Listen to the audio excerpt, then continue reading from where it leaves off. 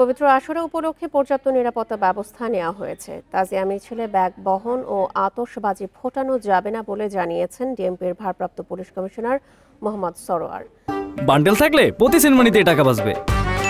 বিকাশ send money bundle কিনে জিতুন প্রতি লেনদেনে। সকালে পুরান ঢাকার হোসেনি দালানে আশুরা উপলক্ষে নিরাপত্তা নিয়ে ব্রিফিংয়ে এসব কথা জানান তিনি। মোহাম্মদ সরোয়ার বলেন, আশুরার দিন হোসেনি দালান এলাকায় পর্যাপ্ত পুলিশ মোতায়েন থাকবে, আশপাশে চেকপোস্টও জোরদার করা হবে। উঁচু ভবনগুলোয় সাদা পোশাকের পুলিশ মোতায়েন করা হবে। কাউন্টার টেরোরিজম ইউনিটের ডগ স্কোয়াডও থাকবে। পর্যাপ্ত সিসি ক্যামেরা ও সাইবার পেট্রোলিংয়ের ব্যবস্থাও রাখা হয়েছে। আশুরা উপলক্ষে 10 তারিখের মধ্যে রাজধানীতে মোট 25টি তাজিয়া মিছিল হবে। গুরুত্বের সাথে পবিত্র আশুরার নিরাপত্তা ব্যবস্থা গ্রহণ করা হচ্ছে বা হবে।